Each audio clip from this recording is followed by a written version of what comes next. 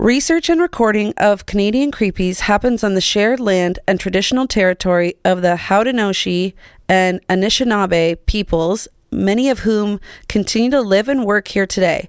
This territory is covered by the Upper Canada Treaties.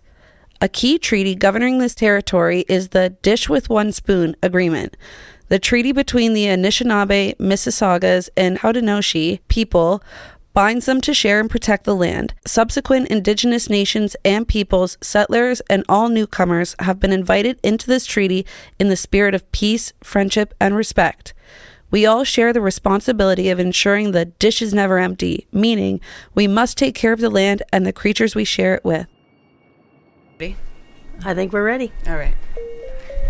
Hey everyone, and welcome back to Canadian Creepies. I'm Valerie, and today I'm joined by a special guest host, my bandmate and fellow music lover, Michelle. Hey everyone, I am so excited to be here for this one. For those of you who don't know, Val and I are an acoustic band called The Thumbs. So get ready to dive into the Tragically Hip, especially the eerie side of their legacy.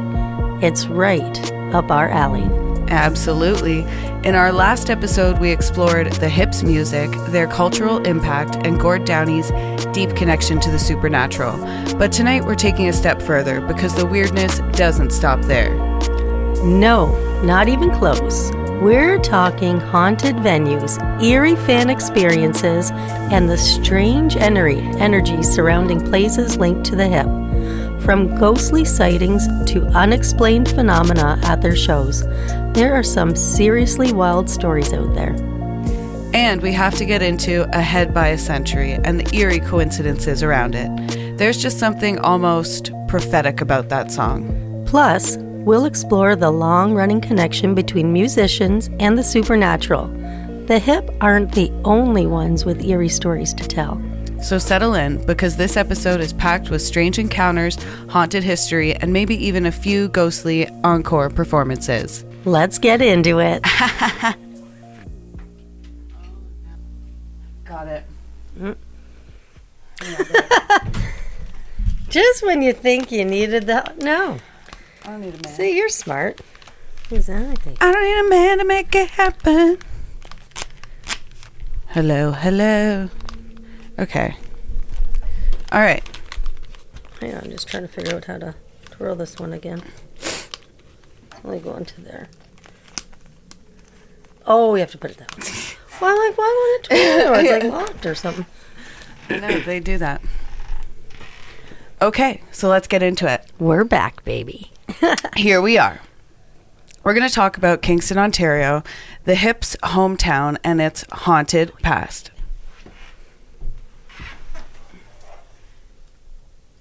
But it's in and out. Daisy, get lost.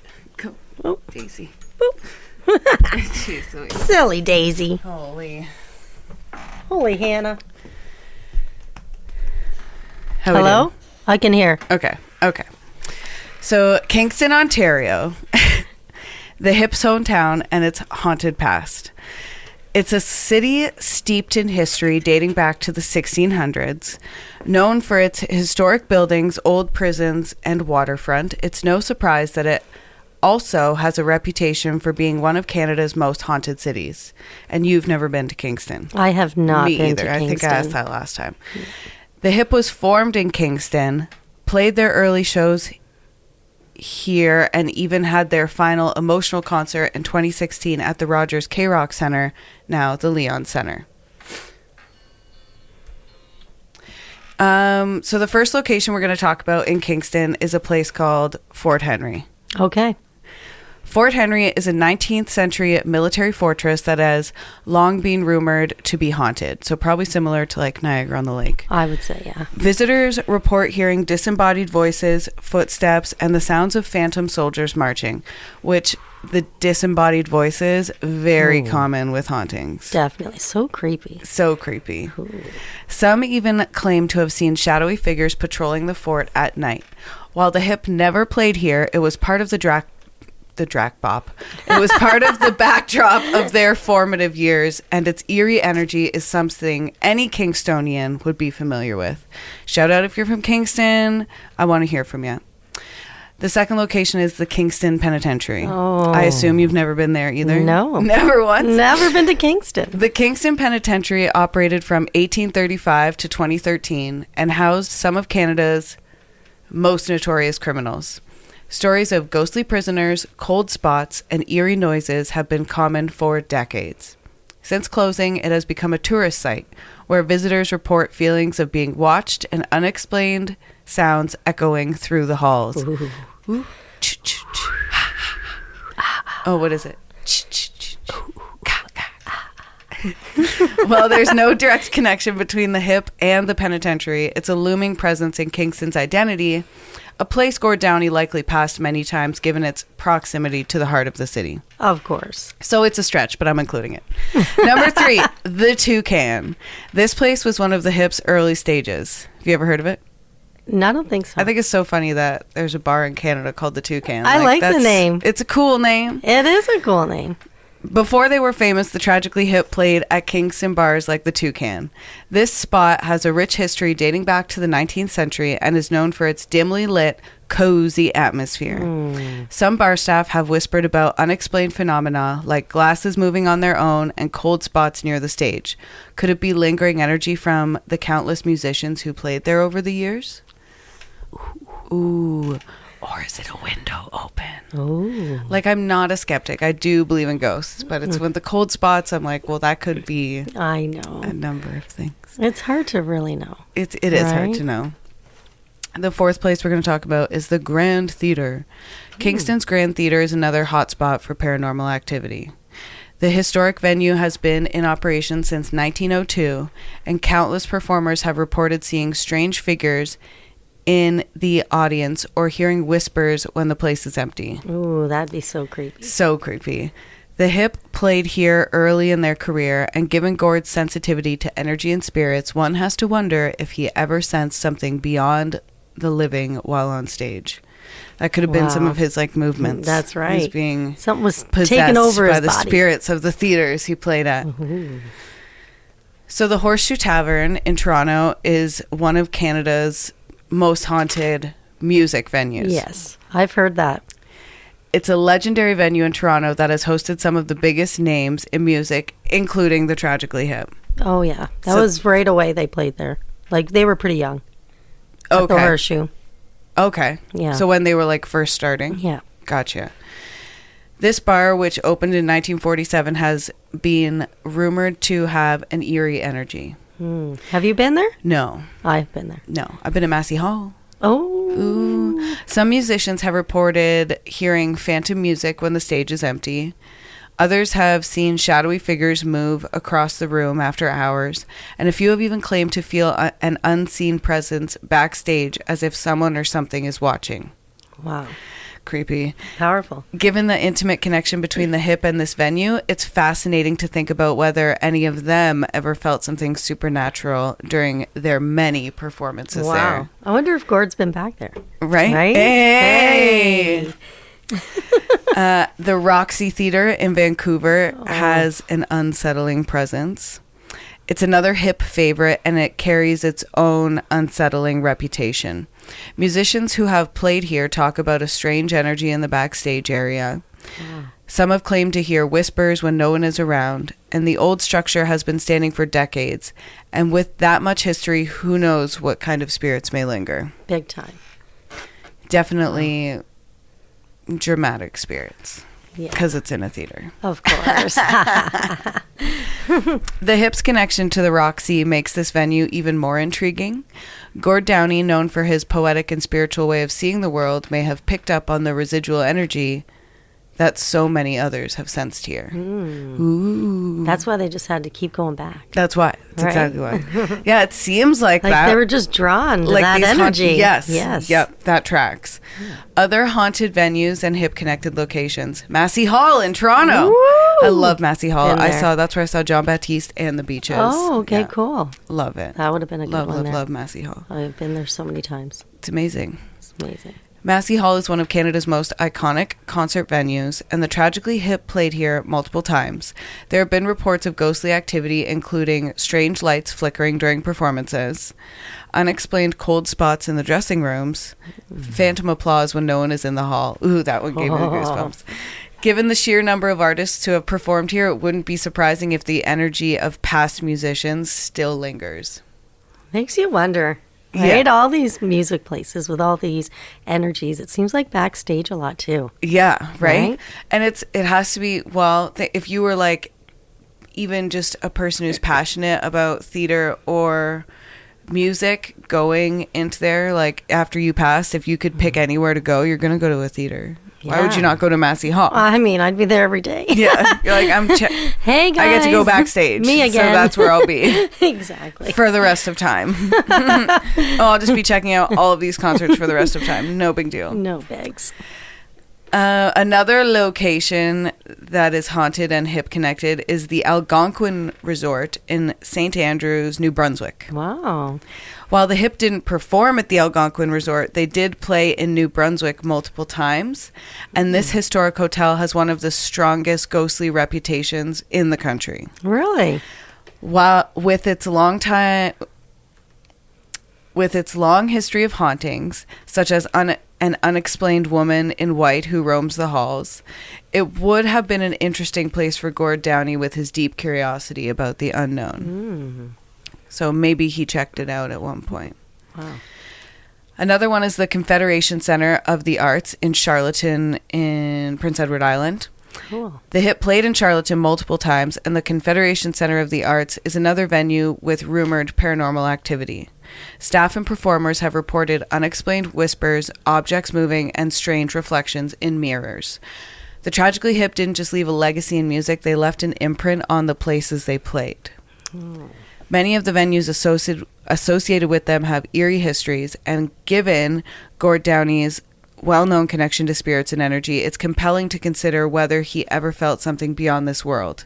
Whether it's the haunted streets of Kingston, the legendary Horseshoe Tavern, or the chilling whispers at the Roxy, the Hip lives on, and maybe in some way, so does their presence in these places. Would Gord's spirit ever return to these venues? I think so. Some fans believe so. Yeah. Whether it's in his lyrics of Ahead by a Century or the feeling of something unseen in the crowd, the Tragically Hip story is still one that echoes across Canada, both in the music and perhaps in the spaces they once filled with sound. Next, we're going to talk about the supernatural side of the Hip's legacy. Stories from fans who have felt Gord's presence, unexplained phenomena tied to their music, and even accounts from bandmates and close friends that suggest Downie's spirit hasn't fully left us. Ooh.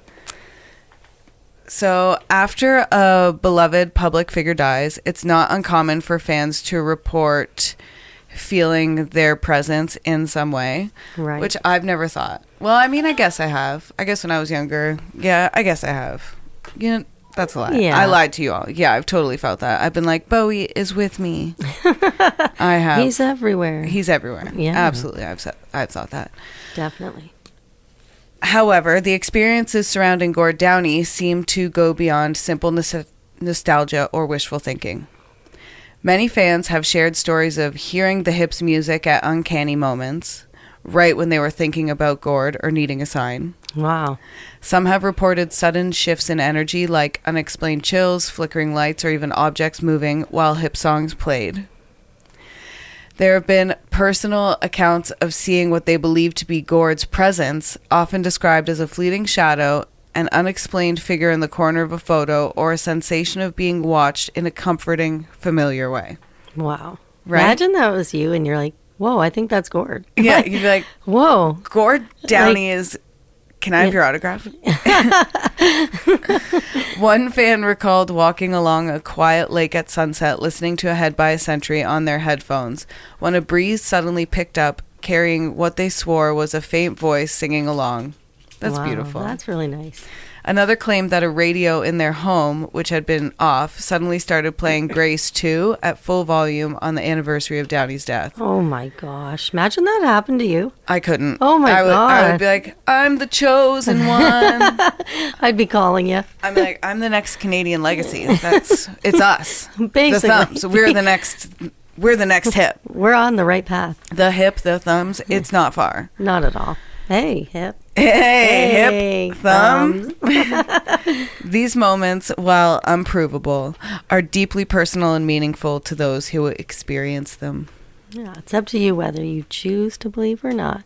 But if something happens to you, all of a sudden you're like, whoa, I've just missed all these stories for so long, and now maybe they're real. Right? Maybe hearing this will open your mind or your, perception to receiving such things. Yeah, the possibility. Yeah. Here are some strange coincidences, dreams, and ghostly moments tied to the Hip's music.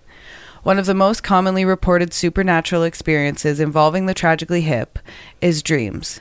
Fans who never met Gord Downey in life claim to have vivid dreams of him, often offering comfort or guidance. Wow. That's so sweet. Yeah. Some describe Gord appearing in their dreams not as a ghostly figure, but as a mentor or messenger, giving cryptic but reassuring advice. It's nice. It's so nice. It really is. It's beautiful. Yeah. Others dream of attending an impossible, otherworldly Hip concert, sometimes in venues they don't recognize, sometimes in places that feel like the afterlife itself. Wow. A few have even shared eerily similar accounts of hearing Gord say, "It's okay, I'm still here," in their dreams. One particularly chilling story came from a fan who attended the final Kingston concert in 2016. They later had a dream in which Gord was backstage smiling and saying, "This isn't the last show, it never ends." Wow. Isn't that's so... Yeah. I keep saying beautiful, but I don't have another word for it. Because music just continually goes on and on. Yeah, and it's true. Wow. As long as you play it, it keeps the music alive. Exactly. Right? And talking about it. And talking about it, yeah. Sharing memories and moments. Mm-hmm. The fan didn't think much of it until months later, they heard another person describe nearly the exact same dream. Wow. Right? That's wild. That's got to be bizarre. Definitely. Coincidences involving the Hip's music are also common. Fans frequently report that their favorite Hip song comes on at the exact moment they're thinking about Gord. Lyrics they've heard 1,000 times suddenly take on a new meaning as if carrying a personal message. And random encounters with strangers lead to deep, serendipitous conversations about the Hip, almost as if something unseen is bringing fans together. Oh, I love that. I love it too. I love it for Canadians. Yeah. Yes. Here are some stories from bandmates and close friends about eerie encounters. Okay. While the bandmates of the Tragically Hip have been mostly private about any supernatural experiences, there have been subtle hints that they too feel Gord's lingering presence. Rob Baker, is that the one who looks like Ryan? Rob Baker? Yeah. With the long, he used to have the really long hair. Yeah, but with the goatee, yeah. Yeah, exactly. Rob Baker, the Hip's guitarist, once mentioned in an interview that he still feels like Gord is with them when he listens to their old recordings. Because he is. Yeah. Yeah. Paul Langlois, rhythm guitarist, has alluded to moments on stage where he could almost sense Gord's energy even after his passing. Wow. Friends and family members have spoken about odd occurrences like a Hip song playing in an empty room or objects moving slightly when Downey is being discussed. A particularly touching moment occurred during a post-Hip tribute performance. Musicians who had worked closely with Downey described an unexplained warmth on stage as if he were standing there with them. Wow. So cool. That is so cool. So cool. Wow. The Hip's final concert in Kingston wasn't just a farewell show, it felt like a national wake, a spiritual experience that shared across the country. Many in attendance spoke of an almost supernatural energy in the air that night. People described an overwhelming sense of unity as if everyone in the arena was connected on a deeper level. And I think we as Canadians watching it live also felt that. Some claim they saw strange flashes of light in the crowd, almost like ghostly figures moving through the audience. Even those watching at home reported feelings of deja vu, tingling sensations, or an eerie awareness that something larger was happening beyond the music. Wow, all that energy. That's all that collective energy focused on one purpose. That's energy. What is it? Energy cannot be destroyed. It never dies. Yeah. That's right. Gord himself, already aware that his time was limited, seemed to be channeling something that night. His performance was raw, emotional, and full of an almost otherworldly intensity. Some fans believe that his spirit left something behind in Kingston that night. The part of him still lingers in the echoes of those final songs. The possibilities. Big time. Could Gord's spirits be visiting fans through music? One of the most fascinating aspects of supernatural encounters tied to the hip is the way music seems to be the medium through which Gord visits people. Okay. Which makes sense. It does. Why would he just like show up at an ice cream shop? It comes like through the lyrics, like you say, and like the movements. And channeling that energy that he channeled when he wrote it and when he sang it. Exactly. Unlike traditional ghost stories where a spirit is tied to a location, Gord's presence seems to travel through sound, as we said. That's right. His voice reaching fans at just the right moment. And that's why maybe he has such a unique, like, haunting voice. Oh, he really does. Some describe Ahead by a Century as feeling like a message from beyond, especially given its lyrics about time slipping away and being beyond the present. The Hip's music was deeply spiritual to begin with, that it continues to have an ethereal quality. And I agree. It is very ethereal. I agree. For many fans, these experiences aren't frightening. They're comforting. It's as if Gord never truly left, his energy lingering in the melodies of the words he left behind. Whether you believe in ghosts or not, one thing is clear. Gord Downey's impact has transcended his time on Earth. Fans continue to feel his presence in dreams, in music, and in strange, unexplainable coincidences. His bandmates, his friends, and even those who never met him all speak of a lingering energy, a sense that the Hip story isn't quite finished. And perhaps it never will be.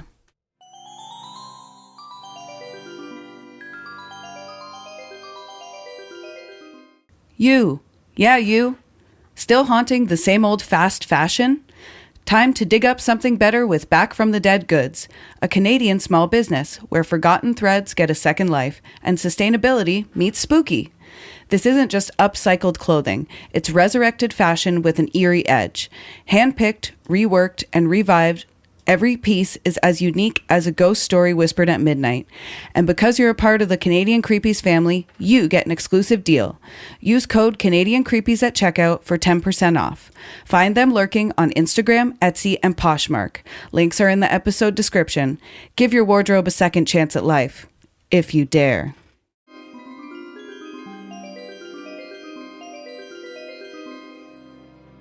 I'm going to tell you just quick on Friday. Okay, yes. I went and saw Paul Langlois. Right. And me and the people I was with, we were, like, we cried a lot during the show because sometimes his voice sounded so much like Gord. Yeah. I couldn't believe it. And Wow. it was like, something was like taking over us. We were just like so emotional. He was there. Gord was there. He could have been. I bet he was, because if Paul was there, he was there. He was probably there watching. And did Paul sing a lot regularly? Well, he did a lot of backup, but he never like fully sang a song. So I didn't realize, honestly, how much his voice did sound like Gord. And we were all like taken back. Wow, that's really neat. And we did cry quite a bit. Like they did some hip songs. Yeah. Whoa. But even like his originals were like, whoa, this is like old Road Apples or like the Up to Here album vibe. Or like, right. It was really cool. That We were like sounds really goosebumps and everything. Yeah. I'm really happy you got to experience that. Me too. It That's was great. Really, really good. Because then you could share it with everyone. You heard it here first, folks. Yeah, if you get a chance to see performance him, from Paul Langlois. Oh, definitely go. Absolutely see him. Yeah. We're going to chat a little bit about the eerie coincidence of Ahead by a Century. Okay. So a few songs in Canadian music history carry as much weight as Ahead by a Century, objectively. So it is the Tragically Hip's most well-known and beloved track. Released in 1996 when you were 16 I know. and I was 6. On their Trouble at the Hen House album. That's a fun album name. I love that album. The song quickly became a fan favorite. Yes. However, in the years leading up to and following Gord Downie's passing, Ahead by a Century, it took on an almost prophetic quality. Its lyrics, themes, and even its placement in the band's farewell concert seemed to foreshadow Gord's fate and serve as a hauntingly fitting goodbye. The eerie coincidence has led to numerous theories about the song's meaning, its deep connections to Downie's final journey, and how it became the anthem of his legacy. So the lyrics, as I've said, are a hauntingly fitting message in hindsight. At first, Ahead by a Century might seem like a nostalgic reflection on childhood innocence, and the opening lines are dreamlike and poetic. First thing we'd climb a tree, then we'd talk, or sit silently and listen to our thoughts. These lines evoke a simpler time, possibly referencing childhood friendships, young love, or the kind of carefree exploration that many people experience growing up in small-town Canada. However, as the song progresses, the lyrics take on a more ominous, almost fatalistic tone. And that's when the hornet stung me and I had a feverish dream. Oh, we do this song, don't we? Yeah. Yeah, we do. Yeah. The mention of a hornet sting and a feverish dream, we say lemon because my boyfriend Kyle's band is the Feverish Lemons. And a feverish, yeah. Feels okay. The mention of a hornet sting and a feverish lemon feel. That was good. The mention of a hornet sting and a feverish dream feels like a moment of sudden awareness, an awakening to pain, danger, or even mortality. I've never thought about it like that. Yeah. Maybe other people do or don't think about the lyrics like that. Right? Like, I just sing it, I guess. Like, I'm just like, and that's when the hornet stung me. I guess, I don't know. I guess I've never put any thought into it. Yeah. Many fans have pointed to this line as an eerie foreshadowing of Gord's battle with glioblastoma, a terminal brain cancer diagnosed in 2015. By the time the chorus comes in, the words take on an even deeper meaning. You are ahead by a century. On a surface level, this could be about the wisdom beyond one's years or being out of step with the world. But in the context of Downie's illness, it almost reads as a bittersweet acknowledgement of time slipping away, of being taken too soon, ahead of its time. Ahead of his time. He's not in it.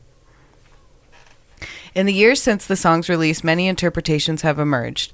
Some see Ahead by a Century as a song about growing up and losing innocence, while others believe it speaks to the idea of living with a deeper awareness than those around you.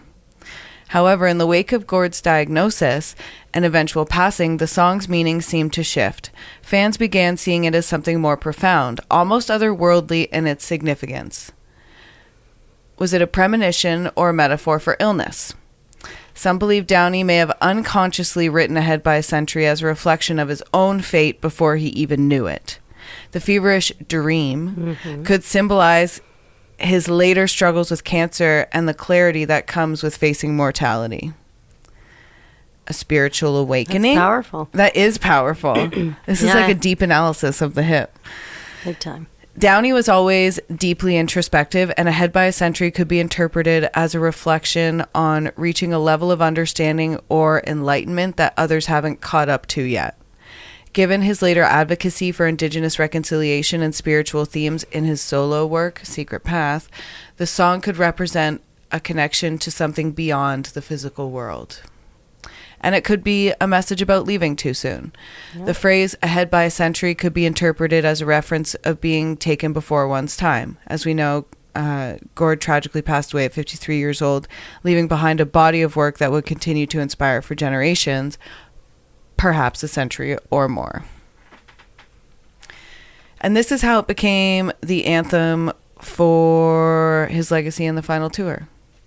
In 2016, when the Hip embarked on their final Man Machine poem tour, fans knew it was different.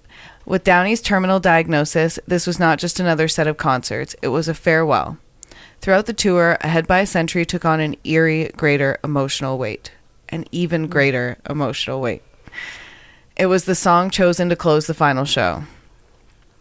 Huge. On August 20th, 2016, in Gord's hometown of Kingston, the Hip played what would become their final show. It was broadcast live across Canada with millions tuning in, and the last song of the night, Ahead by a Century. That's right. Yeah. As Downey sang the final chorus, the weight of the moment was almost unbearable. Here was a man who had given his life to music, singing what felt like a prophetic farewell song in his last performance. The final words he ever sang on stage were "No dress rehearsal. This is our life." I could cry right now. Know. I could cry right now. It's so He's powerful. like here right now. I know it because we're I love talking that about him so line. hard. I love that line. I love I love that line. That single lyric, one that had always been a part of the song, felt like a message to his fans, his bandmates, and himself. Life is not a practice run. It is happening now in real time, and it will end. You get one chance. That's it. YOLO. That's it. YOLO. Fans reported an overwhelming energy in the air that night, almost as if the entire country was connected through that song. And we were. And we were. Absolutely we were. Some even described a strange ghostly light appearing behind Downey as he sang the final lines, a moment that felt almost supernatural. After the song ended, Downey stood on stage for several minutes, waving, bowing, and absorbing the moment before disappearing backstage for the last time. Wow. Right? The continuing legacy of Ahead by a Century. Oh my God. After Gord passed in 2017, Ahead by a Century became more than just a song. It became an anthem for remembrance. Used in tributes and memorials, the song was played during national tributes, including an emotional montage aired by the CBC after Downey's death. In Kingston, fans gathered in the streets to sing it together, turning the city into a massive choir. Oh my God. Oh, I bet they harmonized too. I wish I was there for that. Same. I did the Hamilton show right before, but to be in Kingston would have been just That amazing. would have been amazing. I wish I went. Many fans now believe that the song serves as a connection to Downey's spirit.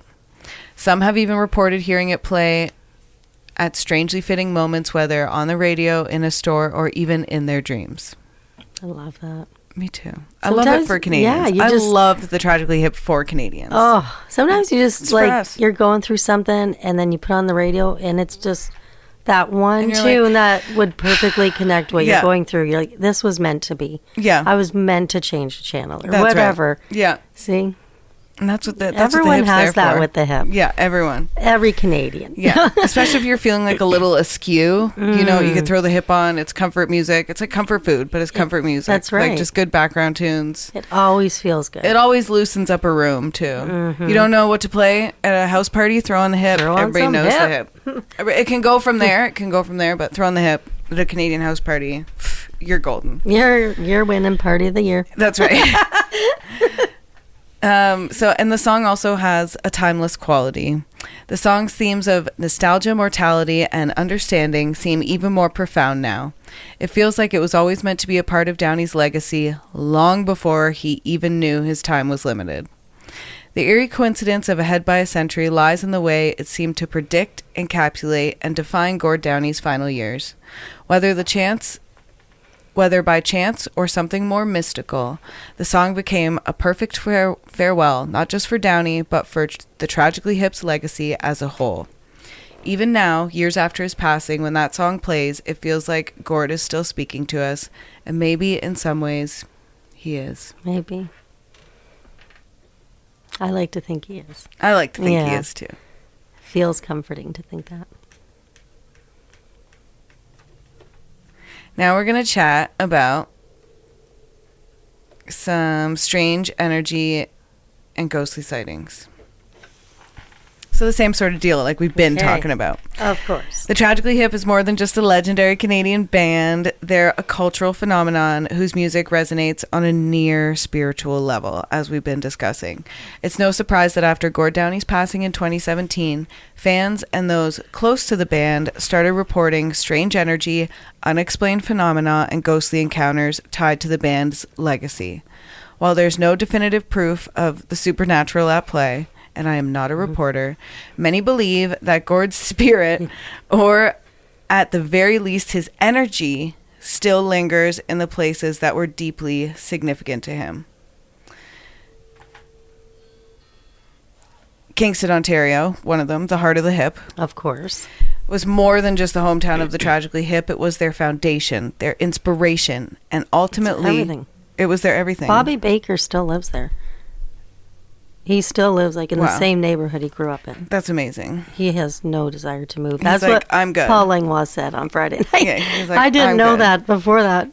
That's amazing. Yeah, that he is just awesome. loves his neighborhood. Yeah, he's he like, can live "I'm good." anywhere. He's very successful. He's But like, that's no, where he feels the best. I'll stay in Kingston. It's the energy. That's right. Oh.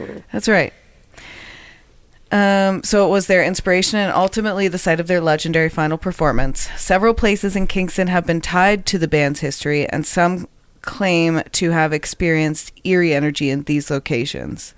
So the Grand Theatre, one of Kingston's most iconic venues, where the Hip played numerous times in their early years. Some theater employees and visitors have reported feeling an unexplained presence backstage, as per usual, or hearing faint whispers when the venue is empty. Could it be the residual energy of the performances past? Yes. Yes. The answer is yes. The answer is yes. The Merchant Tap House in Kingston, a popular bar music venue where the Hip members were known to hang out. Cool. Some patrons have described feeling an odd shift in energy when talking about Gord, as if the atmosphere changes slightly, like someone unseen is listening in. He is. Who's eavesdropping? Yeah, get out of here. Hey, what are you doing?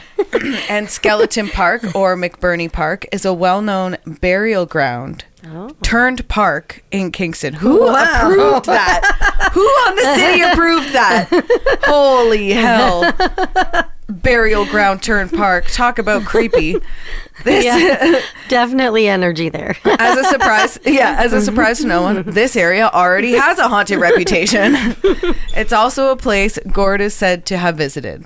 Some fans claim to have experienced an unusual calmness or even seen shadowy figures at dusk. Okay. Wow. The K-Rock Center, or the Leon's Center, the Hip's final concert and lingering energy. It was a moment in Canadian history. An estimated 11.7 million Canadians tuned in. So, like, pretty much all of Canada. That's our population.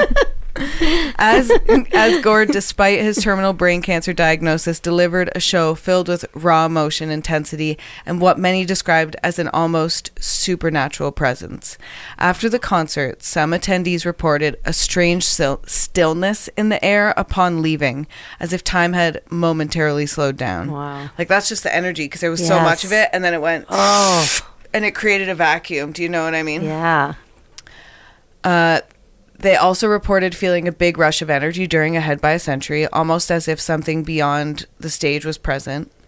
And some reported experiencing powerful, vivid dreams about the concert for weeks afterward, in which they saw Gord performing, smiling, or even speaking to them. Wow, that is so cool. It's beautiful. Yeah. My They're favorite so word for this moved. episode. They're They're so moved. Yeah. They're like imprinted. Wow. Since Gord's passing, some visitors to the Leon Center have noted feeling an overwhelming energy, particularly near the stage area, as if something remains behind.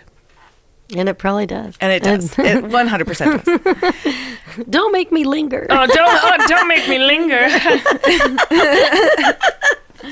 The Bathhouse Recording Studio, the Hip's private historic space. The Bathhouse Studio in Bath, Ontario, is the Tragically Hip's own recording studio, housed in a converted 19th century coach house near Kingston. It's where they recorded much of their music, and over the years it has gained a reputation for an eerie atmosphere. Visitors, sound engineers, and musicians who have recorded there report unexplained sounds in the halls, so footsteps, knocking, or faint music playing when no one is around. Love that. Cold spots in certain rooms, even in the summer. Love. A few have claimed to have seen a figure in the corner of their eye only to turn and find nothing there. Some even describe the presence as watching over them rather than being menacing. Oh, like a protective energy. Just like an observer. Okay. Could it be the residual energy of musicians past or something more?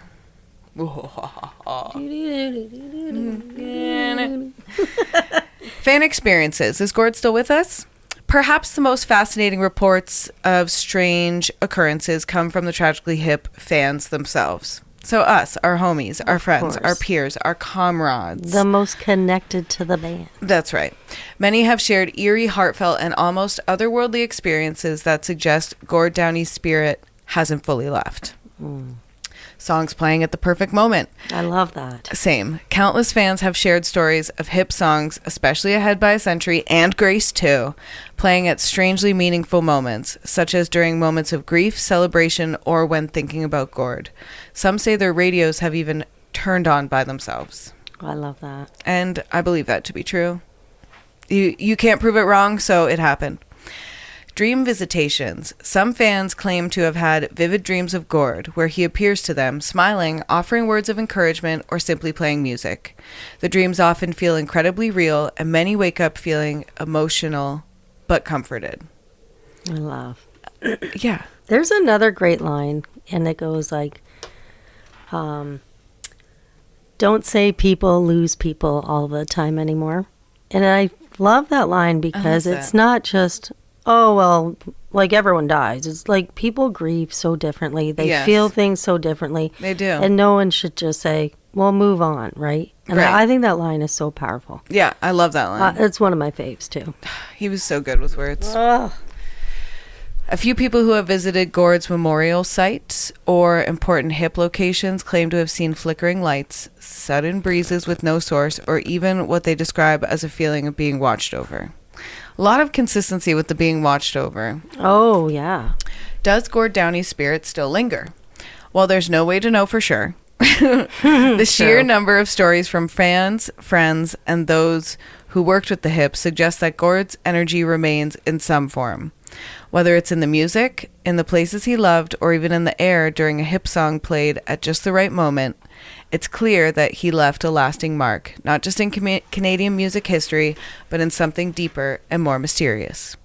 If spirits truly linger where they left their greatest impact, then Gord Downey's presence will forever be felt in Kingston, on Canada's stages, and in the hearts of those who still sing along.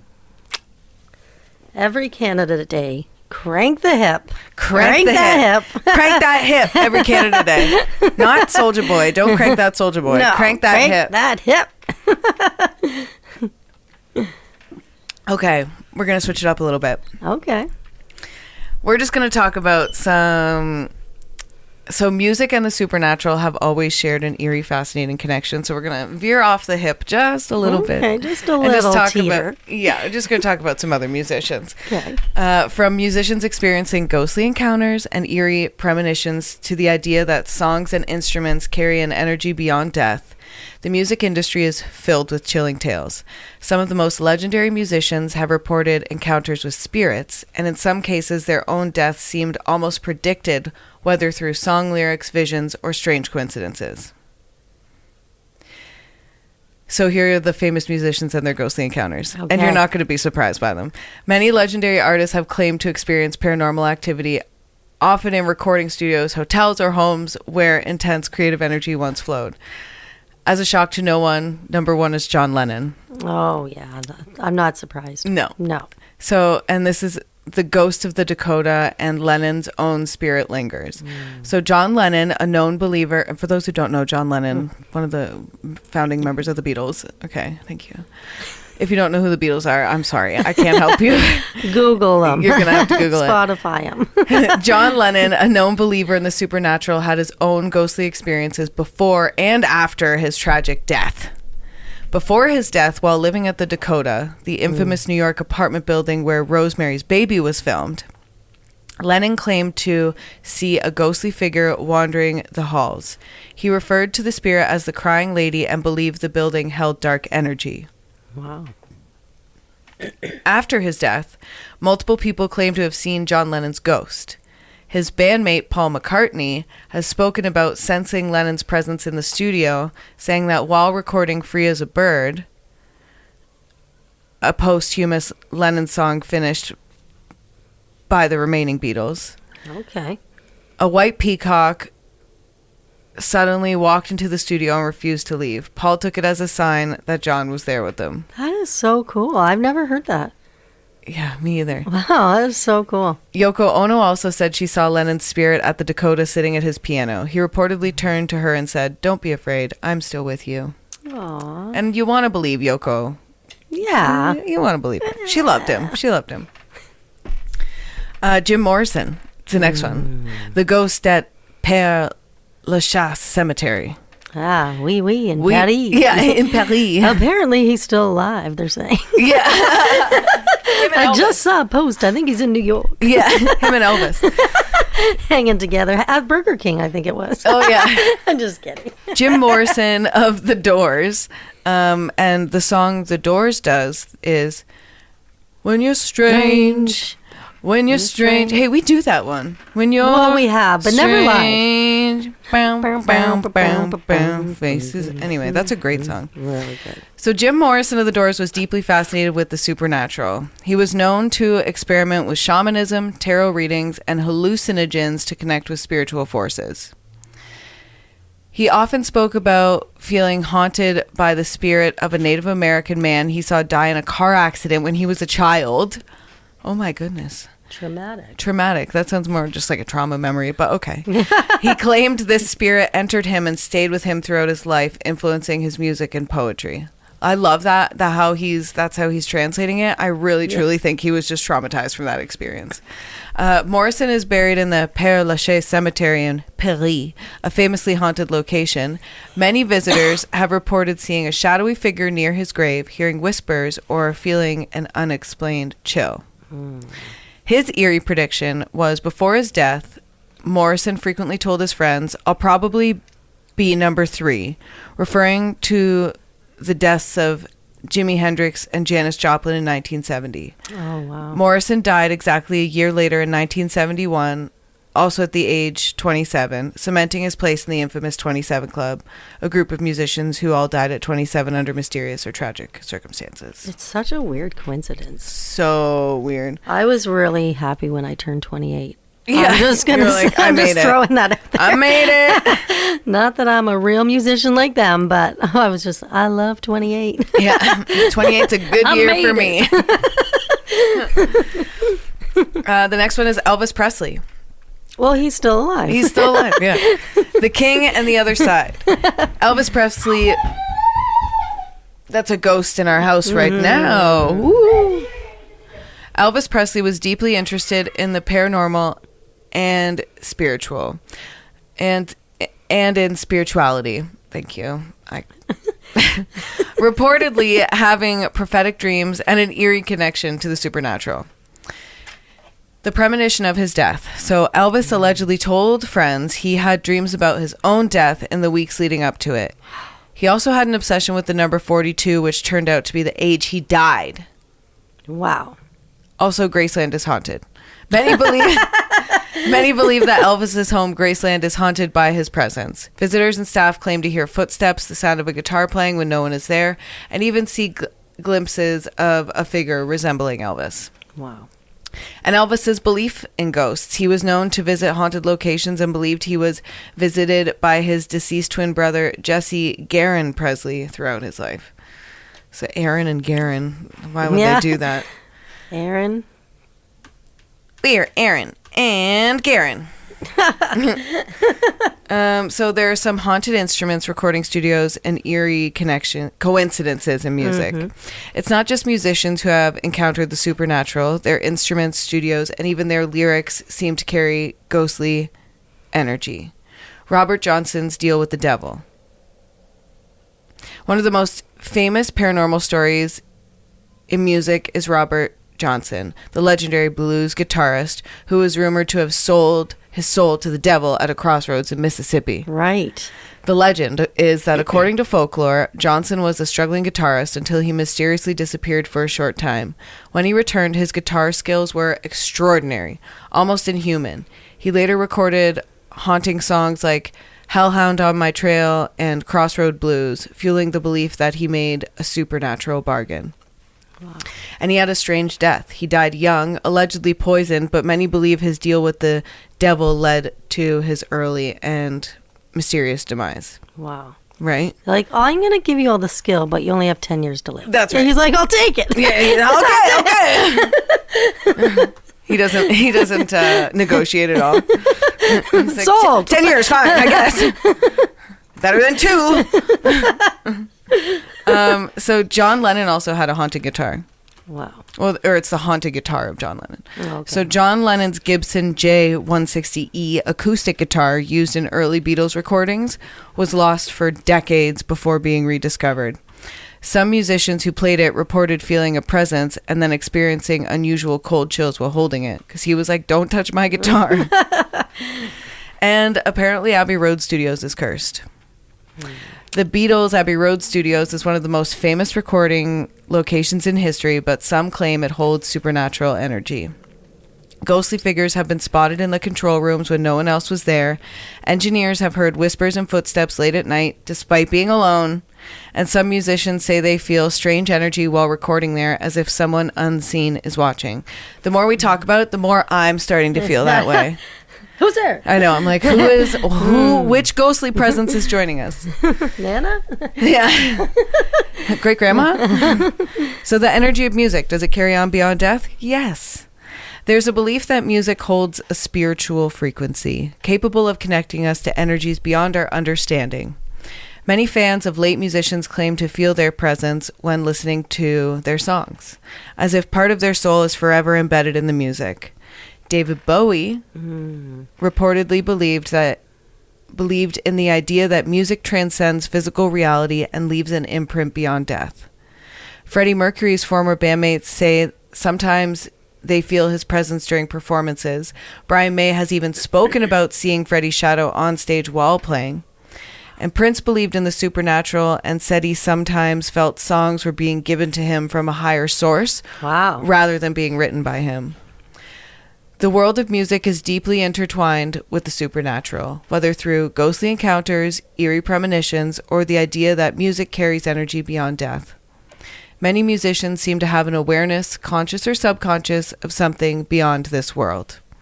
Whether it's John Lennon lingering at the Dakota, Jim Morrison's spirit at the Père Lachaise, or the eerie coincidences in song lyrics, the mystery of music and the supernatural remains an open-ended question. Maybe music truly is a force that never dies, continuing to resonate with us long after the final note has played.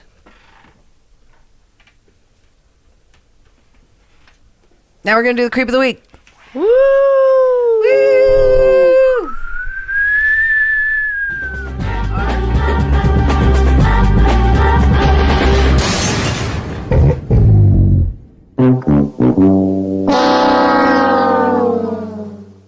Okay, our creep of the week this week goes to a man called Matthew Forrester. And that is because he murdered a girl called Taylor Van Dyst. And do you remember the band Breaking Benjamin? Yes. He used one of their song titles as like his screen name. Okay. So the victim was Taylor Van Dyst, and she was an 18-year-old high school student from Armstrong, British Columbia. Okay. And she was known for her love of Halloween, her kind personality, and her strong friendships. I know, it's sad. The night of the crime was October 31st, 2011. Taylor left her house around 5:50 p.m. to meet her friends for Halloween. At 6:02 p.m., she sent a text to a friend saying, "being creeped," suggesting she felt like she was being watched or followed.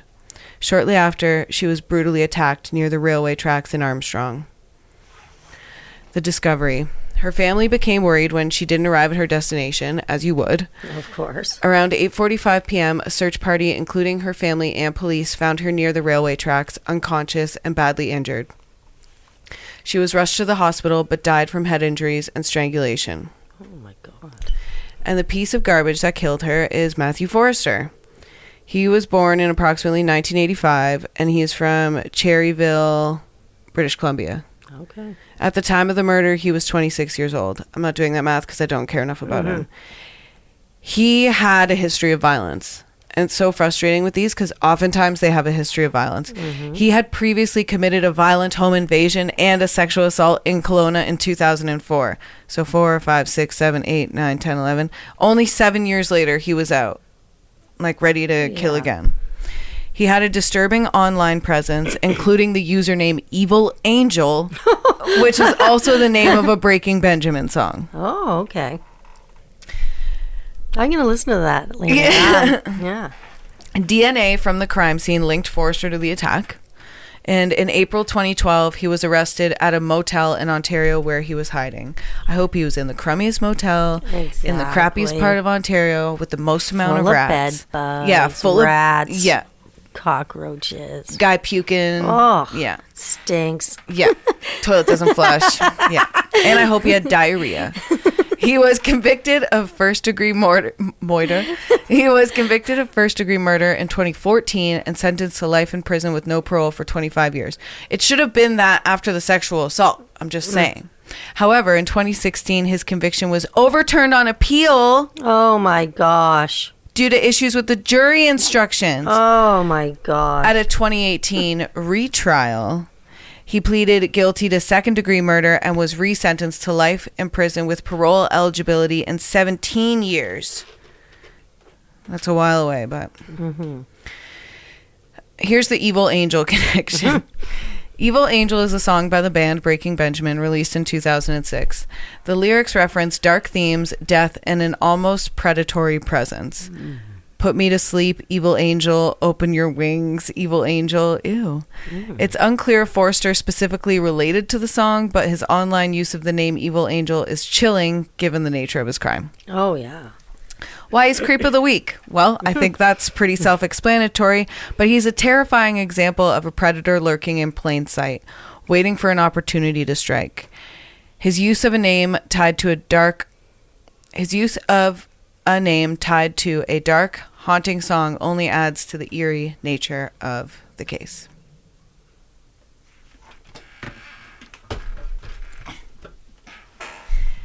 And that creepy crew brings us to the end of our deep dive into the Tragically Hip and the eerie energy that surrounds their legacy.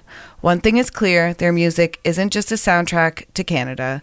It's a living, breathing force that continues to shape our culture and collective memory. From their raw storytelling to Gord Downey's poetic vision, the Hip have left a mark that refuses to fade. But beyond their legendary music, we've explored the eerie, the unexplained, and the supernatural. From Gord's spiritual connection to the world around him, to haunted venues, ghostly encounters, and strange coincidences, it seems that the Hip's legacy extends beyond the physical world. Maybe music really does carry energy beyond death, and maybe some voices are just too powerful to ever be silenced. Speaking of eerie, let's not forget this week's Creep of the Week, Matthew Forrester, a predator lurking in plain sight. He not only took the life of Taylor Van Dyst, but he left behind an unsettling digital footprint under the name Evil Angel, gross, a haunting reminder that darkness sometimes hides in the most unexpected places. Now, we want to hear from you, Creepy Crew. Have you ever had an eerie experience tied to music? Maybe a song that played at the perfectly wrong or perfectly right time? Have you ever felt a presence at a concert, venue, or while listening to an artist who has passed? Or maybe you've got your own Tragically Hip ghost story. Send us your stories. We might share them in a future episode.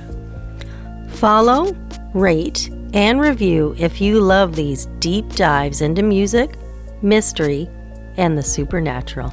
And remember, just because the music stops doesn't mean the story ends. See you next time, Creepy Crew. Keep your ears open, your minds curious, and maybe Don't listen too closely in the dark.